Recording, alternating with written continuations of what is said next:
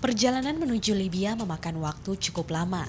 Setelah 20 jam perjalanan, pesawat yang saya tumpangi akhirnya tiba juga di Bandara Internasional Tripoli. Kala itu waktu menunjukkan pukul 1:30 siang. Ada perbedaan waktu 5 jam antara Tripoli dan Jakarta.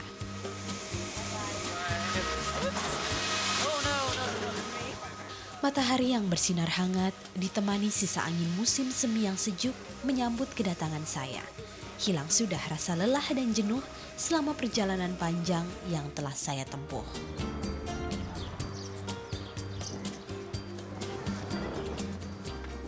Dan ternyata staf Kedutaan Besar Republik Indonesia di Tripoli telah menanti kedatangan saya.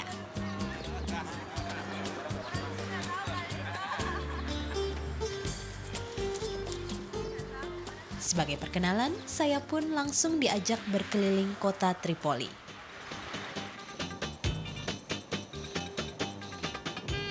Sebagai ibu kota Libya, Tripoli sangat berbeda dengan Jakarta yang telah menjadi kota megapolitan. Pertumbuhan pembangunan Libya terbilang lambat.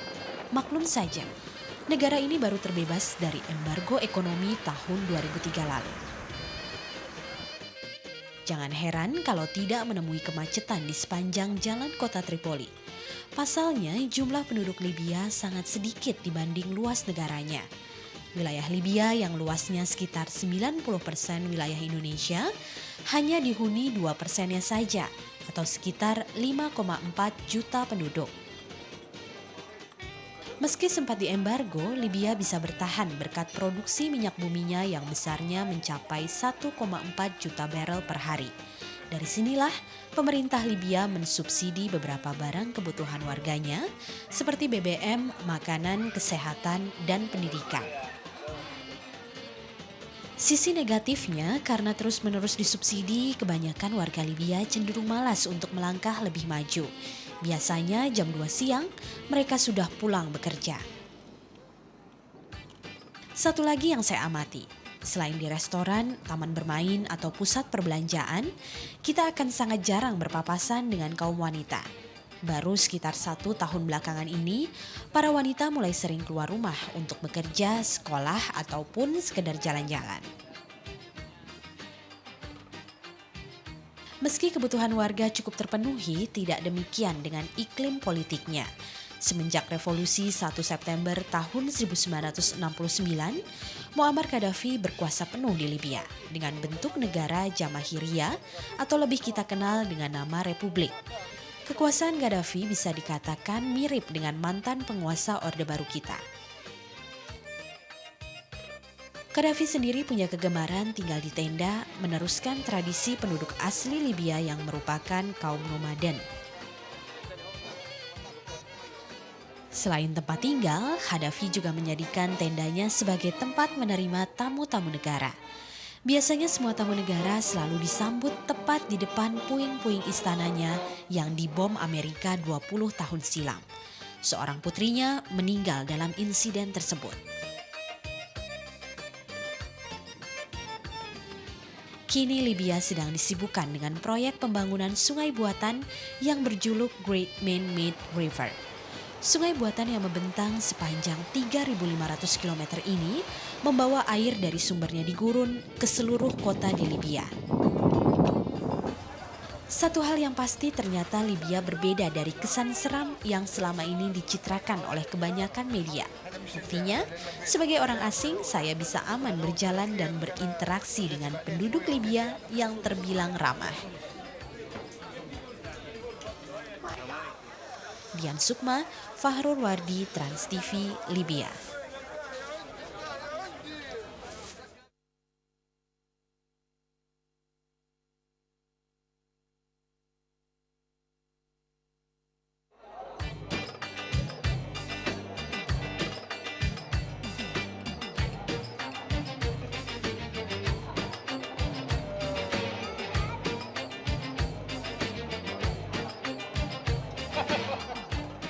Makan tak makan, asal kumpul.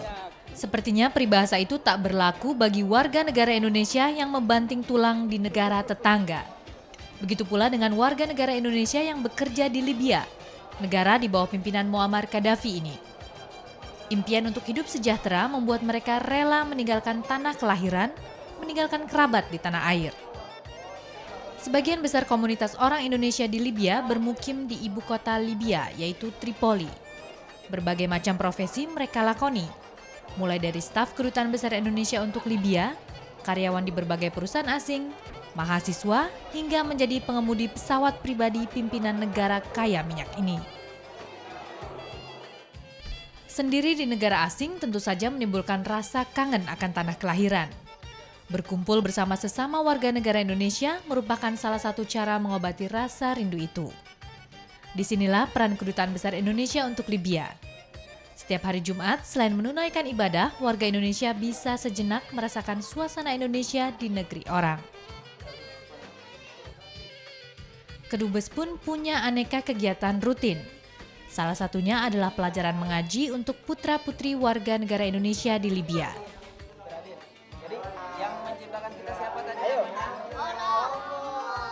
Kegiatan ini rutin dilakukan setiap hari Jumat yang menjadi hari libur di Libya. Pengajarnya pun istimewa. Mereka adalah para mahasiswa Indonesia yang sedang menimba ilmu di Libya. Contohnya B, gitu ya. Kalau pintar, benar tapi nggak seger disebut karena kondisi di sini anak-anak tidak mendapatkan pendidikan agama secara dasar di sekolah di mana mereka di sini pada umumnya sekolah di pendidikan sekolah internasional school.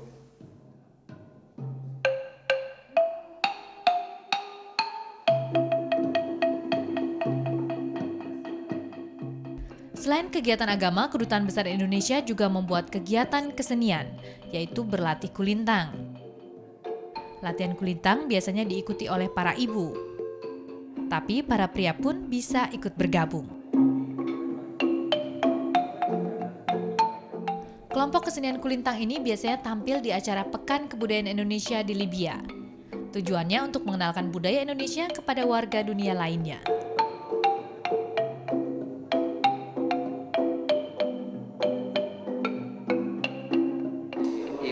Idenya peralatannya sudah ada di sini ya, dan kebetulan ada suatu acara yang diadakan oleh KBRI dan kemudian kita coba lakukan latihan. Hubungan baik dengan negara-negara lain bisa berdampak baik pula terhadap iklim investasi bangsa Indonesia. Investasi yang tepat di negara lain tentu saja akan dapat membantu perekonomian negara. Namun sayang, Indonesia sejauh ini belum membentuk kerjasama ekonomi dengan Libya. Kita dulu pernah tahun 2003 antara Menteri Perdagangan kita waktu itu Jawa Ibu Rini Suwandi dengan Menteri Ekonomi di sini sudah pernah menandatangani MOU mengenai counter trade. Kita ambil minyak mereka akan minta dari kita tekstil, teh, ban mobil, spare part mobil lah, kemudian dan sebagainya. Itu tadinya begitu perjanjiannya. Tapi sampai saat ini belum dapat terlaksana. Sampai akhir 2004 masih belum bisa terlaksana. Kerjasama ekonomi memang belum terjalin. Namun setidaknya warga Indonesia telah membuktikan mampu bekerja sama dengan warga dan instansi di Libya. Tentunya dengan cara dan keahlian mereka masing-masing. Tanpa disadari, mereka telah menjadi duta bangsa yang mengharumkan nama bangsa Indonesia di mata warga Libya. Dian Sukma, Muhammad Fahrul, Trans TV, Libya.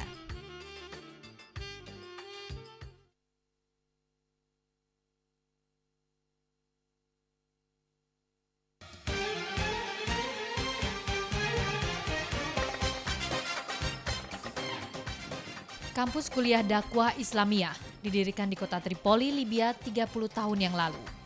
Kampus yang kurikulumnya berdasarkan ajaran Islam ini telah meluluskan sekitar 5.000 mahasiswa dari seluruh penjuru dunia.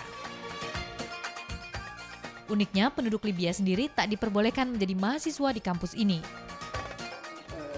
جامعاتهم التي يدرسون فيها هناك جامعة للدراسات الإسلامية تسمى الجامعة الأسمرية وهناك أقسام اللغة العربية والدراسات الإسلامية في الجامعات المختلفة وهذه منذ البداية أسست لخدمة أبناء المسلمين في العالم لأن لأنها تتبع جمعية الدعوة الإسلامية وجمعية الدعوة الإسلامية هذه مؤسسة عالمية تخدم المسلمين وتخدم الإسلام في جميع أنحاء العالم.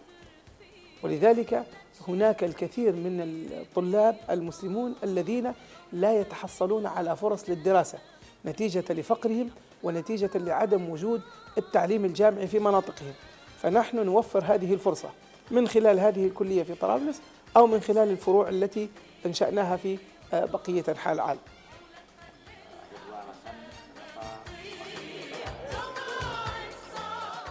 Sekitar 78 warga negara Indonesia kini tercatat menjadi mahasiswa di kampus ini. Mereka berasal dari berbagai pulau di Indonesia. Mahasiswa Indonesia bisa menuntut ilmu di sini secara gratis. Mereka mendapatkan beasiswa dari World Islamic Call Society, lembaga yang mengasuh kampus dakwah Islamiyah ini. Selain dikenal rajin, mahasiswa Indonesia yang belajar di kampus Islam ini juga dikenal pandai, baik dalam pelajaran maupun dalam pergaulan. حقيقة نحن نشعر بأن الطلاب الإندونيسيين هم من أحسن الطلاب الذين يأتون إلى هذه الكلية خلقا وعلما واهتماما، فلم نواجه أي مشكلة في التعامل معهم، بل بالعكس هم من الطلاب النجباء والطلاب الممتازين، وهذا يشهد به كونهم دائما تختارهم السفارة الإندونيسية في ليبيا لتختار منهم مجموعة ليكونوا مرشدين للحجاج الإندونيسيين كل سنة. Selama masa perkuliahan, para mahasiswa diwajibkan tinggal di asrama mahasiswa. Dari segi bersenang-senang, mahasiswa putra memang lebih beruntung dibanding mahasiswa putri. Mereka diperbolehkan keluar asrama kapan saja asal tidak melanggar jam kuliah.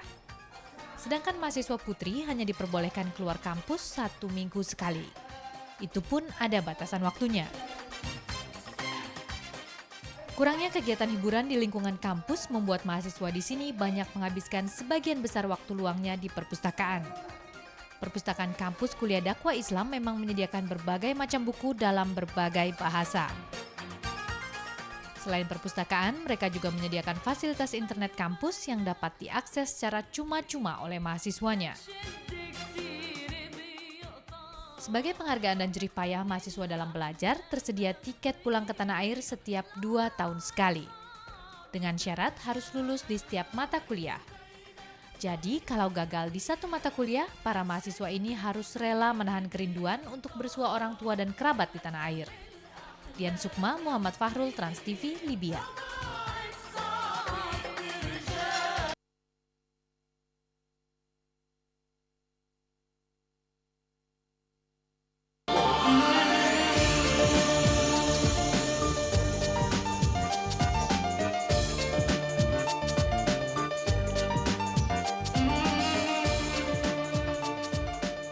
Inilah Old City alias kota tua yang terletak di kota Gadames sekitar 7 jam perjalanan darat dari kota Tripoli, Libya. Wilayah Gadames dijuluki permata Gurun Sahara. Berabad silam, kota ini merupakan bagian penting dari rute perdagangan darat di benua Afrika. Pasalnya disinilah para pedagang dan pengembara bisa merasakan segarnya oasis sebelum memasuki Gurun Sahara yang perkasa. Di siang itu, saya berkesempatan untuk berkeliling kota kuno Gadames ini.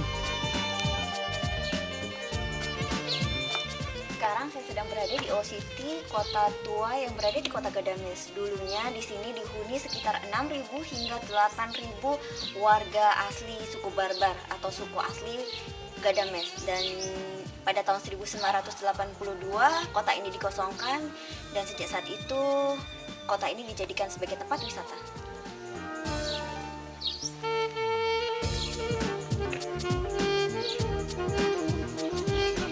Dulunya, kota seluas 2 km ini memang dihuni suku Barbar, penduduk asli Gadames.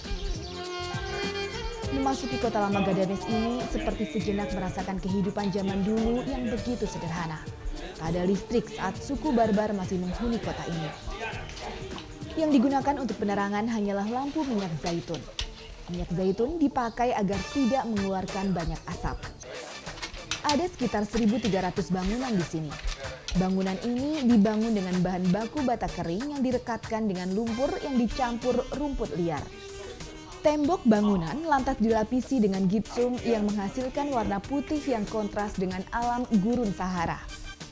Old City dibagi menjadi 7 distrik yang dipisahkan oleh 7 jalan utama. Di tiap distriknya terdapat satu masjid, satu sekolah yang dipakai untuk belajar Al-Quran dan satu lapangan untuk berbagai acara umum. Penduduk Old City rata-rata bekerja sebagai petani. Utamanya mereka menanam kurma. Namun ada juga yang menanam sayur dan buah. Dan tak ada pertukaran uang di sini. Semua transaksi dilakukan secara barter.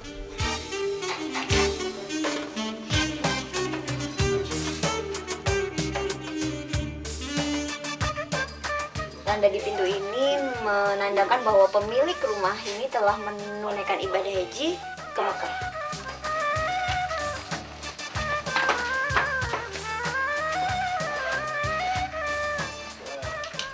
Nuansa Islami sangat kental di sini karena memang penduduk Old City Ghadames beragama Islam.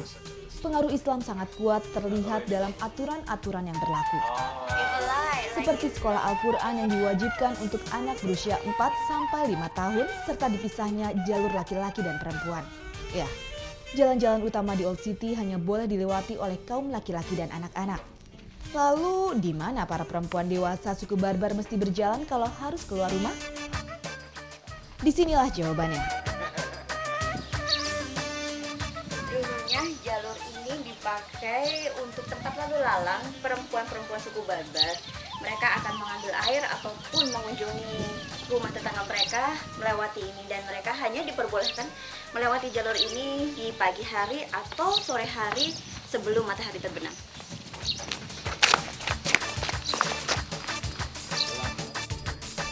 Perempuan-perempuan suku Barbar hanya boleh berjalan di atas atap rumah. Di siang hari, pantang bagi kaum ibu untuk keluar rumah. Alasannya sederhana, agar mereka tak bertemu lelaki lain selain anggota keluarganya. Saya sendiri tak bisa membayangkan kalau saya harus tinggal di kota ini pada zaman itu. Tak lupa saya memasuki salah satu rumah asli suku Barbar. Walaupun dari luar tampak sederhana, tapi banyak sekali warna di dalamnya. Suku Barbar memang menyukai warna-warna terang seperti ini. Semua warna dibuat dari bahan alami. Warna merah diambil dari warna red rose batu merah yang hanya ada di padang pasir. Cerahnya kuning dibuat dari kuning telur. Sedangkan warna hijau yang segar dibuat dari rumput liar yang tumbuh di padang pasir. Jangan heran kalau banyak kaca di rumah ini. Selain sebagai aksesoris, kaca dibagai sebagai pemantul cahaya, bisa dari lampu minyak atau cahaya alam di luar. Pantulan cahaya dimanfaatkan sebagai penerang rumah sehingga bisa menghemat penggunaan lampu minyak. Di akhir perjalanan saya menelusuri kota lama Ghadames, saya baru menyadari bahwa di balik kesederhanaan suku Barbar ternyata tersimpan banyak sekali pemikiran yang maju. Dian Sukma, Muhammad Farul, Trans TV Ghadames, Libya.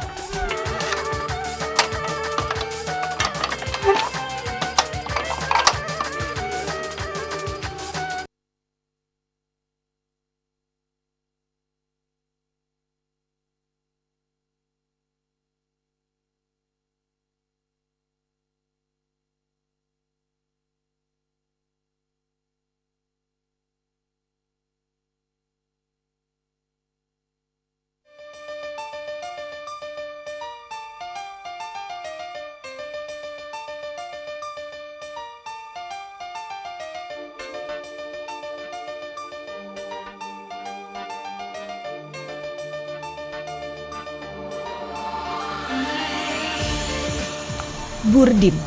Itulah nama salah satu makanan khas Libya. Seperti apa ya bentuknya? Karena penasaran, saya pun mengunjungi tempat pembuatannya di daerah Gonimah sekitar 1 jam perjalanan dari kota Tripoli. Saya sedang berada di tempat pemasakan burdim. Burdim itu makanan kambing yang dimasak dengan dalam tanah ini, dan perlu 2 jam untuk proses mematangkan daging-daging kambing tersebut. Tinggal 10 menit lagi. Untunglah saya datang saat proses pemasakan burdim belum berakhir.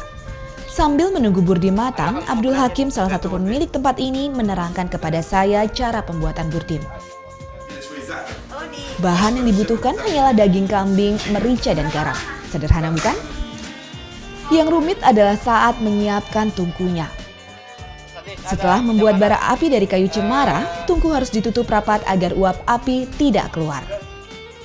Dalam satu tungku bisa menampung 3,5 ekor kambing atau 50 ekor ayam. Hanya daging onta saja yang tidak mereka gunakan sebagai bahan burdim karena menurut mereka rasanya akan kurang sedap. Waktu yang dibutuhkan untuk memasak harus tepat 2 jam lebih 10 menit. Tak boleh kurang ataupun lebih. Boleh percaya boleh tidak, inilah waktu yang dibutuhkan agar daging benar-benar matang.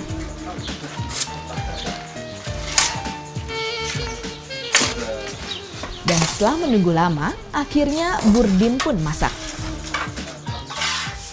Faisal dan Abdul Nasir, dua saudara Abdul Hakim, bersiap membuka tungku. Saat menegangkan ya.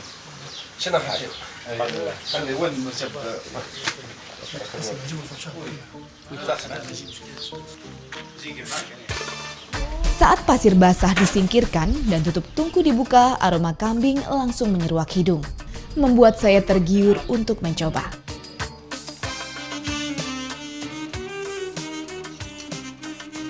Lalu satu persatu potongan daging kambing diangkat Faisal.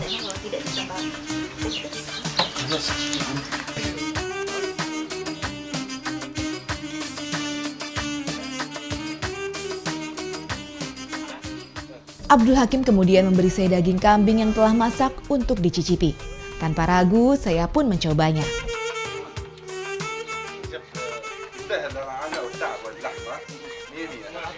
Enak, walaupun bumbunya cuma merica dan garam, tapi dagingnya berasa enak banget.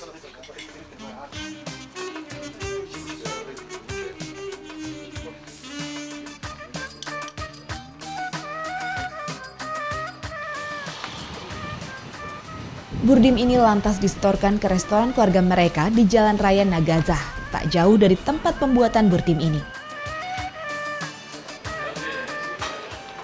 Saya pun tertarik mencoba menu burdim di restoran mereka.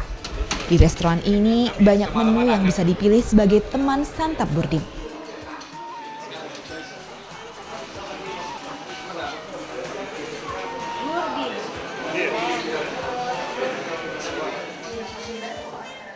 Saya pun memilih burdim kambing dengan kuskushi, makanan yang berasal dari tepung terigu pengganti nasi. Tak lupa mereka menambahkan sup kacang khas Libya sebagai hidangan pembuka. Enak. Dan pastinya akan sangat menyenangkan saya karena porsinya benar-benar jumbo. Apalagi daging kambing yang dimasak dengan cara yang unik tadi, benar-benar lembut. Lemaknya pun dapat dipisahkan dengan mudah sehingga kolesterolnya lebih rendah. Dian Sukma, Farul Wardi, Trans TV, Libya.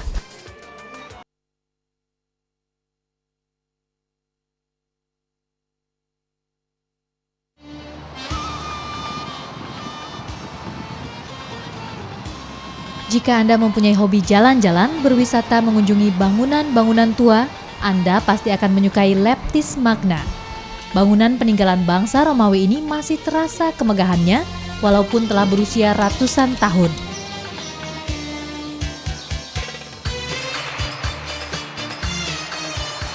Dari kota Tripoli, perjalanan menuju Leptis Magna memakan waktu sekitar 1,5 jam. Itu pun bila mobil terus melaju dengan kecepatan di atas 120 km per jam. Hal ini dimungkinkan karena lalu lintas di Libya memang tak begitu padat. Wilayah Libya yang luasnya 90% Indonesia hanya dihuni 2%-nya saja. Meski tingkat kepadatan penduduknya terbilang rendah, di sepanjang jalan menuju Leptis Magna bisa ditemui beberapa warga Libya yang membuka kios di pinggir jalan. Saya pun menyempatkan berhenti di sebuah kios yang menjual minyak zaitun. Saya penasaran seperti apa rupa minyak zaitun itu. Madu ya Mas ya? Ini yang zaitun.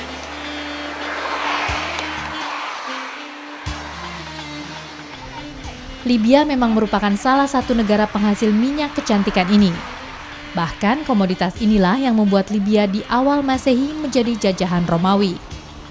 Layaknya rempah-rempah di Maluku, minyak zaitun punya nilai ekonomis yang tinggi di negara-negara Mediterania. Sebenarnya saya ingin melihat secara langsung pembuatan minyak zaitun di sana. Tapi sayang, saya datang pada saat yang tidak tepat. Alhasil saya harus puas hanya dengan mengunjungi kebun zaitun yang berada tepat di sebelah kios.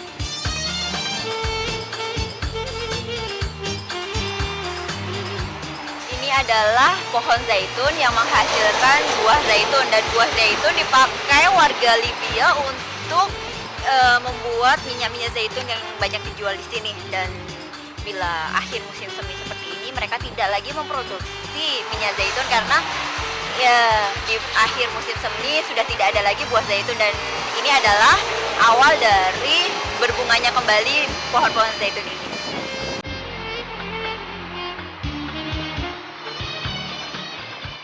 Perjalanan kembali dilanjutkan. Mobil pun melaju kencang tanpa hambatan. Tak terasa karena terus dipacu, bensin pun perlu diisi ulang. Kami pun mampir ke sebuah pom bensin. Sekilas bentuk bangunannya mirip pom bensin di Indonesia, tak begitu terawat. Bedanya, harga bensin di Libya terbilang murah. 1 liternya hanya 1/4 dinar atau senilai Rp1.250 saja. Kualitas bensinnya pun istimewa, beroktan 95. Ya, Libya memang dikenal memiliki minyak mentah yang berkualitas tinggi. Makanya negeri ini tak begitu terpengaruh oleh embargo ekonomi yang sempat mereka alami. Sepanjang perjalanan ke Leptis Magna, saya banyak sekali menemukan hal-hal baru yang tak bisa saya lihat di Indonesia. Salah satunya saat saya melewati sebuah kios buah.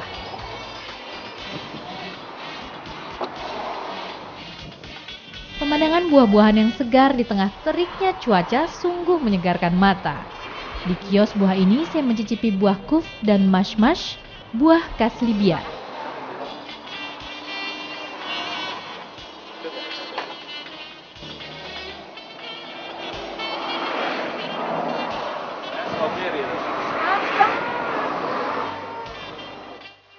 Dua jenis buah ini dijual per kotak.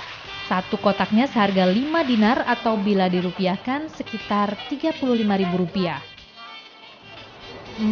Cukup mahal juga ya. Maklum saja di Libya tanah subur sukar ditemui. Begitu pula dengan air yang di sini harganya lebih mahal daripada bensin. Buah yang ini yang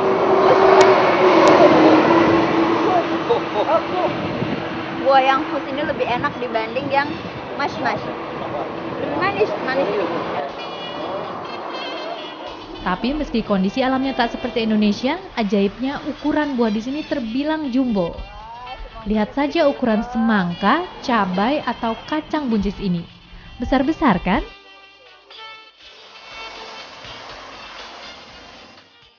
Tak terasa saya makin mendekati Leptis Magna. Zaman dahulu kala kota ini berfungsi sebagai kota pelabuhan yang memegang peranan dalam lalu lintas perdagangan di Laut Mediterania.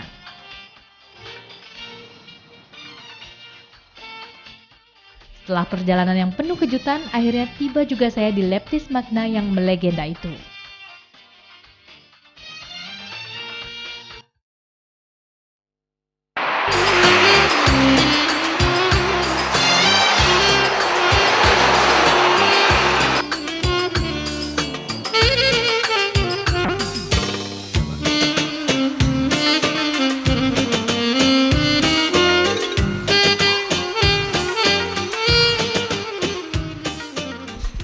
Dari gerbang Leptis Magna inilah petualangan saya menelusuri daerah kekuasaan Romawi dimulai. Sebelum menjadi tempat kunjungan wisata, kompleks Leptis Magna tertimbun pasir selama 8 abad lamanya. Pasir ini dibawa angin dari gurun Sahara yang mendominasi sebagian besar wilayah Libya. Dulunya Leptis Magna dihuni sekitar 100.000 penduduk. Bangunan-bangunan di kompleks Leptis Magna ini tidak dibangun secara serempak. Bangsa Romawi membangunnya secara bertahap sesuai kebutuhan. Sebelum dikuasai bangsa Romawi, wilayah ini diduduki oleh bangsa Fenisia yang menjadikannya sebagai pusat perdagangan. Barulah pada sekitar tahun 111 sebelum Masehi, Leptis Magna jatuh ke tangan Kekaisaran Romawi. Saat itulah bangunan yang kita lihat sekarang mulai diciptakan. Bangunan ini dibuat dengan menggunakan batu marmer yang didatangkan dari daratan Eropa. Pada masa itu memang belum dikenal semen Portland seperti yang kita pakai sekarang. Alhasil semua batu direkatkan dengan bahan alami, campuran gipsum, minyak zaitun, dan jeruk nipis.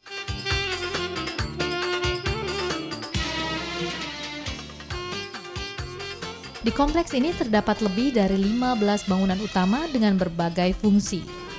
Hadrian Batz adalah salah satunya.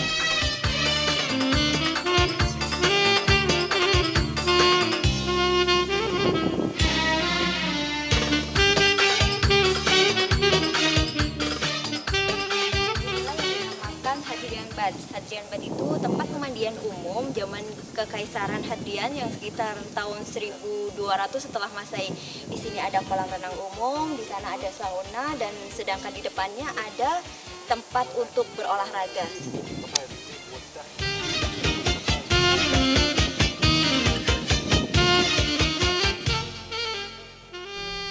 Pemandian dan sauna di Hadrian Batz semuanya menggunakan sistem pemanas alami.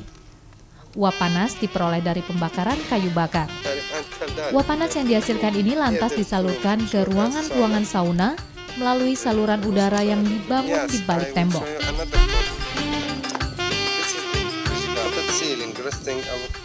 Suhu di tiap ruang berbeda dari yang hangat hingga sangat panas. Ketebalan dan tingkat ketinggian lantai lah yang bisa menyebabkan perbedaan suhu di dalam ruangan.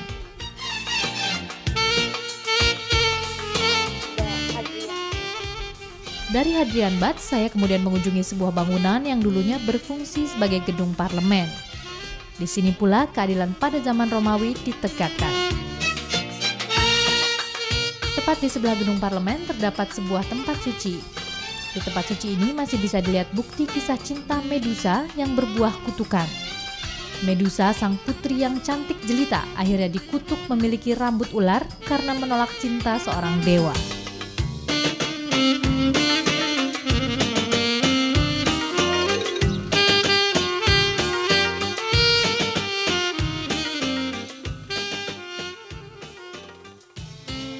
Bangunan utama lainnya adalah pasar. Pasar berada di tengah kompleks Leptis Magna. Bangunan pasar terdiri dari 3 bagian. Bagian depan khusus digunakan sebagai tempat penjualan berbagai jenis ikan. Sebagai tandanya, terdapat beberapa patung lumba-lumba dan kepala ikan hiu. Sedangkan bagian tengah pasar diperuntukkan menjadi tempat jual beli kain dan pakaian. Ada yang unik di sini, yaitu cara pengukuran kain ataupun baju pada zaman itu. Zaman dulunya dipakai untuk alat pengukur sebagai pengganti meteran. Ini sebagai meteran pada zaman dulu, dan ini meteran untuk panjang tangan orang Venezia, banyak sekali kan, banyak sekali. Terus ini ukuran kaki orang Roma, dan ini ukuran tangan orang Egypt, zaman Egypt. Dan saya hanya 2/3 dari tangan orang Egypt zaman itu. Setelah berkeliling di pasar, saya pun melanjutkan ke bagian Leptis yang sangat ingin saya lihat, amphitheater. Meski sudah berumur 2000 tahun, amphitheater di Leptis Magna masih berdiri kokoh di tepi laut. Berbeda dengan amphitheater di tempat lain, sebagian besar bangunan ini masih utuh, membuktikan kokohnya bangunan bangsa Romawi.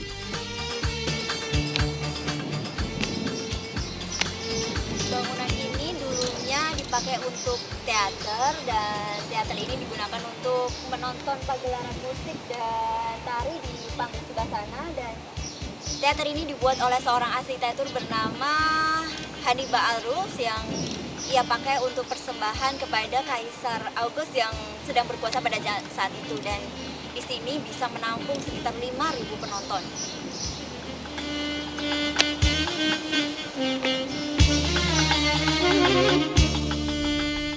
Sebelum disulap menjadi tempat hiburan bangsa Romawi, tempat ini dulunya digunakan sebagai tempat pemakaman bangsa Fenisia, penguasa pertama kota ini.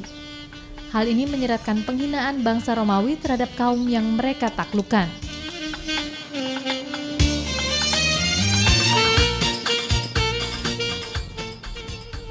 Tempat terakhir yang saya kunjungi adalah teater tempat para gladiator bertarung. Sebagian orang menyebut tempat ini sebagai The Circus. Pasalnya, dulu lokasi ini kerap dipakai sebagai tempat hiburan bangsa Romawi, di mana warga dan kaum bangsawan bisa melihat pertarungan orang-orang terpidana dan warga yang cacat fisik. Dulunya tempat ini bisa menampung hingga 20.000 penonton. Bayangkan bagaimana kemegahan bangunannya dan riuhnya penonton setiap kali ada pertandingan. Namun sayang, situs ini mengalami kerusakan yang cukup parah akibat gempa bumi. Kini kawasan Leptis Magna menjadi salah satu tujuan wisata yang paling diminati wisatawan asing yang bertandang ke Libya. Statusnya pun telah menjadi situs sejarah dunia yang dilindungi oleh organisasi PBB UNICEF. Dian Sukma, Muhammad Fahrul, Trans TV, Libya.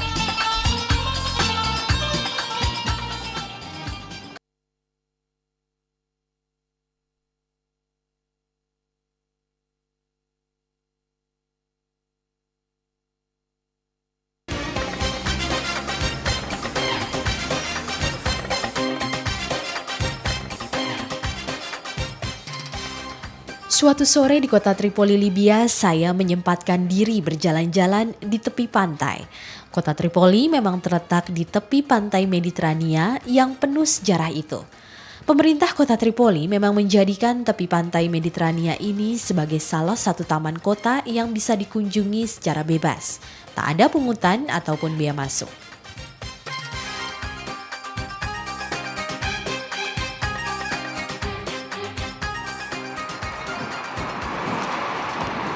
Waktu siang di kota Tripoli jauh lebih lama dibanding waktu siang di Indonesia karena di sini masih masuk dalam musim semi. Dan walaupun waktu telah menunjukkan pukul 7:30 malam, matahari belum juga terbenam. Dan di saat-saat sore seperti ini kita bisa menikmati kesejukan udara pantai di Tripoli ini bersama keluarga di taman ini.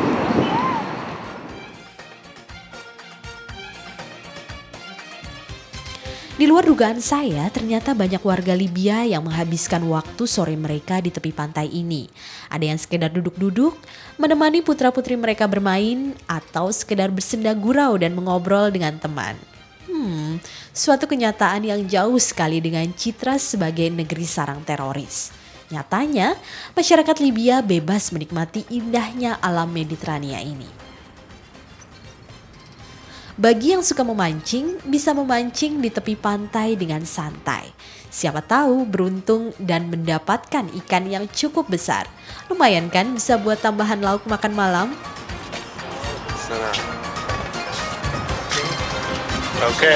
Oke.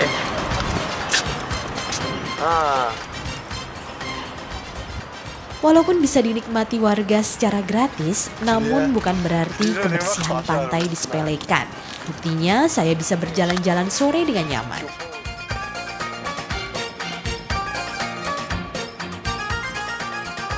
Jalan-jalan di tepi pantai Mediterania semakin menyenangkan karena minim gangguan. Tak ada pengamen atau peminta-minta. Hanya ada beberapa pedagang yang bisa kita jumpai di sini. Salah satunya adalah penjual arum manis ini.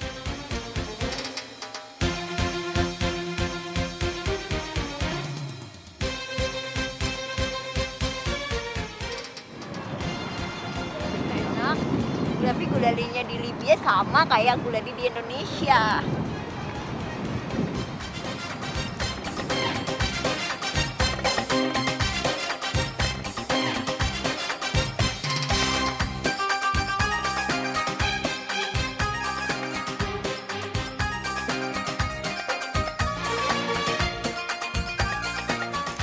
Senang rasanya bisa diam sendiri menikmati pantai, menghirup udara yang segar sambil melihat perubahan warna langit saat mentari terbenam. Di kejauhan tampak pelabuhan Tripoli berbalut senja. Saat sang surya terbenam, terbentuklah siluet kapal-kapal besar yang sedang berlabuh. Sungguh indah.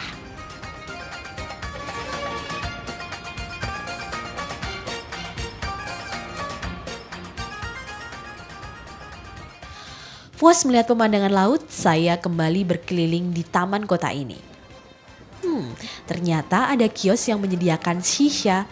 Saya pun langsung tertarik untuk mencoba rokok ala Timur Tengah ini. Bisa dinikmati di sini dan ini adalah sigaret khas bangsa Arab. Nah, kita mau nyobain ya.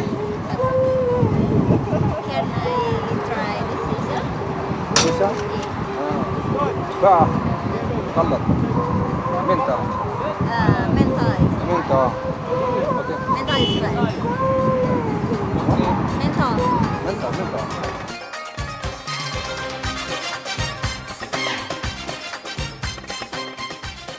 Dengan 2 dinar atau setara Rp14.000, saya bisa mencoba satu shisha yang ditawarkan pedagang dari Mesir ini. Ada rasa apel, mint, dan stroberi. Saya pun memilih untuk mencoba rasa mint.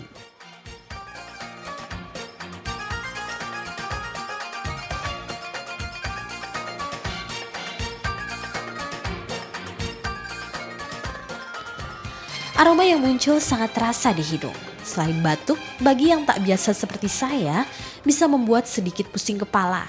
Ya, aroma shisha memang cukup menyengat. Namun yang pasti, shisha bisa menghangatkan badan dari terpaan angin dingin musim semi.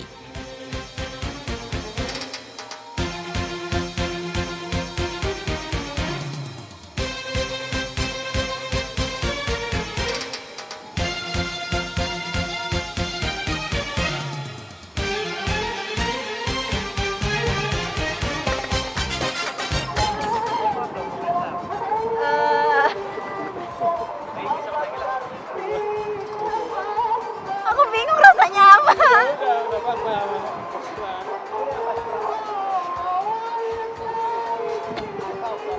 Kalau tidak terbiasa akan batuk-batuk seperti saya. Sangat menyenangkan memang, bisa melepas kejenuhan dan kepenatan di tepi pantai seperti ini. Apalagi semuanya bisa dinikmati gratis dengan suasana aman dan nyaman. Dian Sukma, Muhammad Fahrul, Trans TV, Tripoli, Libya.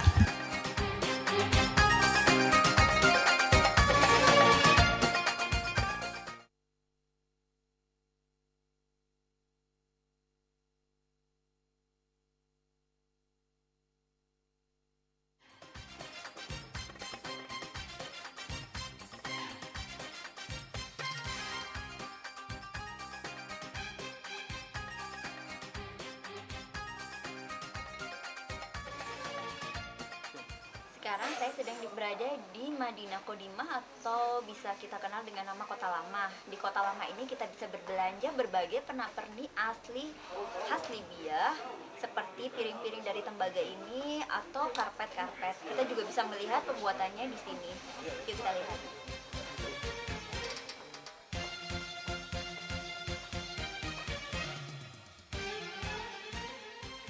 Madinah Qadimah berarti Old City alias Kota Lama. Ya, di masa lalu Madinah Qadimah menjadi pusat permukiman warga kota Tripoli, Libya. Kini Madinah tak lagi dihuni warga Tripoli. Ia telah disulap menjadi sebuah pasar tradisional tempat ratusan warga kota menggantungkan denyut kehidupan ekonominya. Banyak barang kebutuhan yang bisa kita temui di sini. Di lorong ini misalnya, kita bisa melihat berbagai kerajinan tangan khas Libya. Mulai dari perhiasan, piring-piring tembaga sebagai cindera mata, hingga karpet dan berbagai macam hiasan dinding.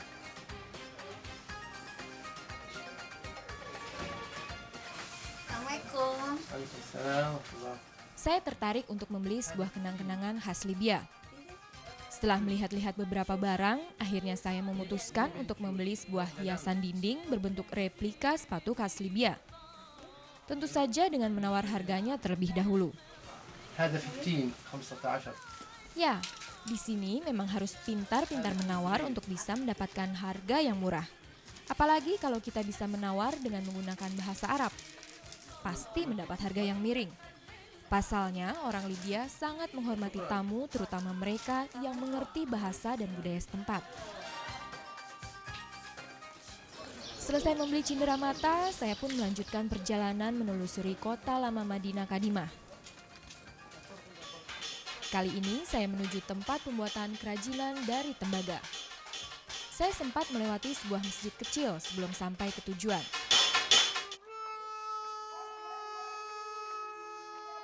Kebetulan sekali saat itu adalah waktunya sholat asar. Tak ada pengeras suara di sana.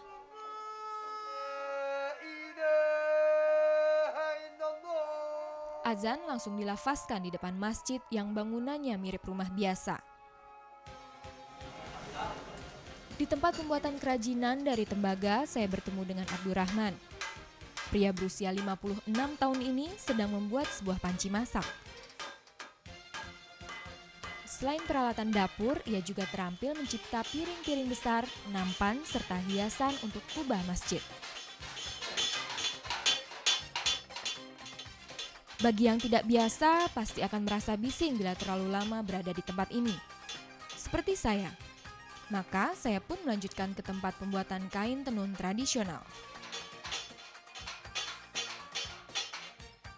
Tapi ternyata pemilik tempat pembuatan kain tenun tersebut sedang pergi ke negara tetangga Tunisia. Kiosnya hanya ditunggu oleh teman-temannya. Sedikit kecewa memang, namun tentu saja tak menyurutkan langkah saya untuk mencari pembuatan kain tenun lainnya. Setelah bertanya ke beberapa orang, akhirnya saya berhasil menemukan seorang pembuat kain tenun bernama Najmi. Sudah 30 tahun lamanya Najmi menekuni pekerjaan ini. Hebatnya, keahlian menenun ia pelajari secara otodidak.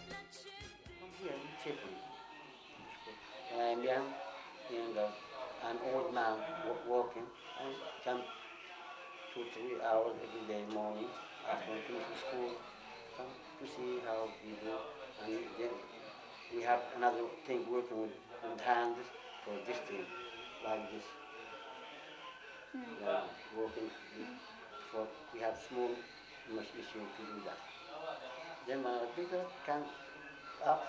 He learned me how to do with my feet, hands, you know, and when to cut some line from the silk, it must be make it again, put it in the same place.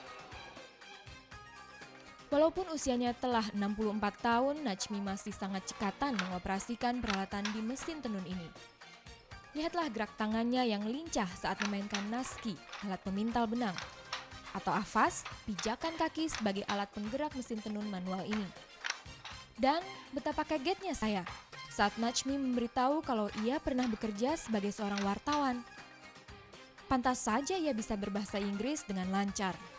Maklum, mayoritas penduduk asli Libya hanya menguasai bahasa Arab.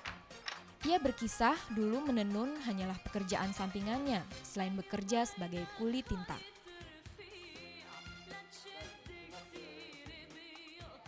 Tak terasa waktu maghrib pun hampir tiba. Saya akhirnya memutuskan untuk mengakhiri perjalanan berkeliling di Pasar Madinah. Pasalnya, toko-toko di sini akan tutup bersamaan dengan saat mentari beranjak ke peraduannya. Dian Sukma, Fahrul Wardi, Trans TV Tripoli, Libya.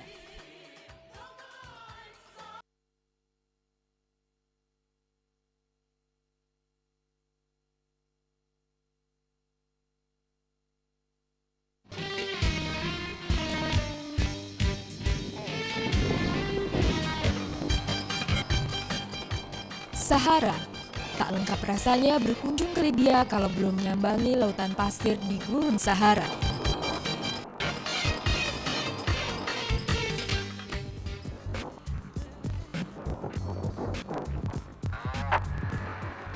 Banyak jalan menuju Sahara. Kali ini tujuan saya adalah Gadames, kota terdekat dari Tripoli sebelum memasuki Gurun Sahara yang perkasa.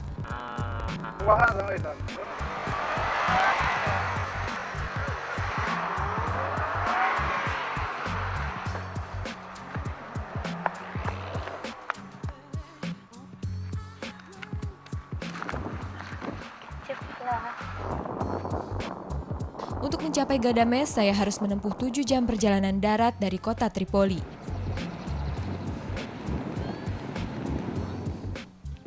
Kali ini saya pergi bersama Duta Besar Republik Indonesia di Libya, Bapak Nawawi Hasbi, yang ditemani para stafnya.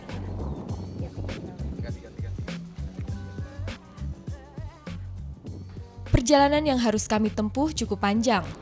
Beruntung di sepanjang perjalanan mata ini dihibur dengan pemandangan gurun yang menakjubkan. Tak sabar rasanya melihat hamparan pasir gurun dan mencicipi kesegaran oase. Sekitar 2 km sebelum sampai di oase, kami berhenti sejenak untuk melihat satu keunikan. Ya, tanah di gurun ini ternyata bercampur dengan garam. garam di gurun pasir. Garamnya di sini tanahnya memang berasa asin karena kadar garamnya di sini sangat tinggi, dan sehingga tanaman tidak ada satupun yang bisa tumbuh di gurun Sahara ini. Pemandangan yang unik memang. Sejauh mata memandang seperti melihat bentangan pasir gurun yang dibumbui garam dapur. Perjalanan menuju oase pun dilanjutkan. Tak sampai 10 menit, tibalah kami di sana.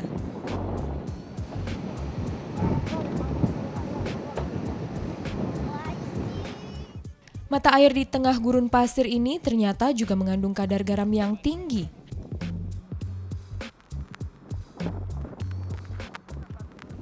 Coba yuk.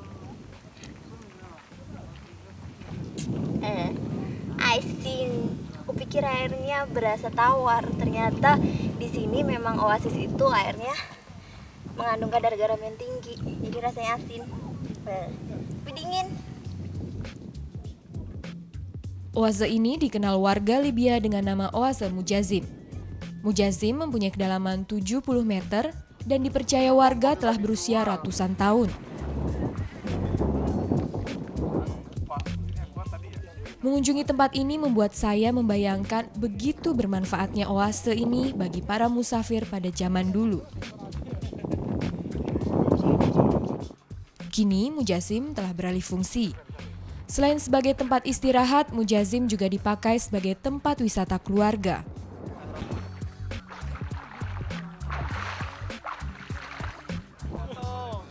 Setelah puas menikmati keindahan oase, kami lantas melanjutkan perjalanan menuju Sahara.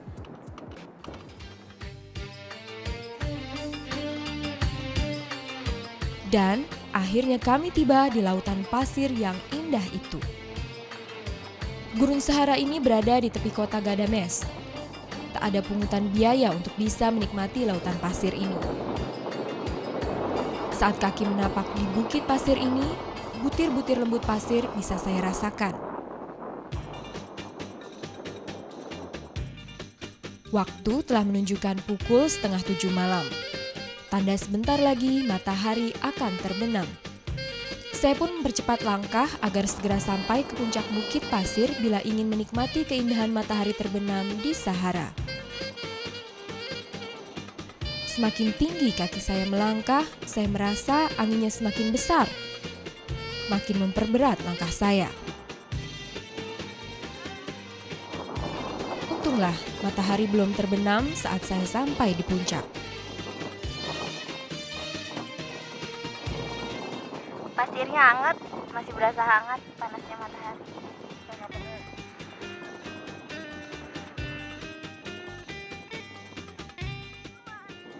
Saat yang saya tunggu-tunggu akhirnya datang juga. Lihatlah pemandangan ini. Indah bukan?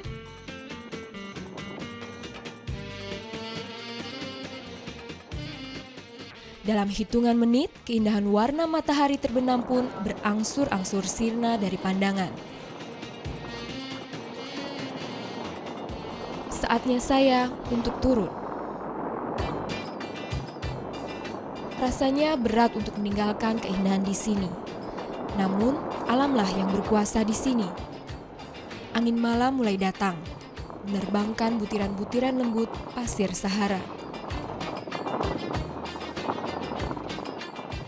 Dian Sukma, Farul Wardi, Trans TV Gadames, Libya.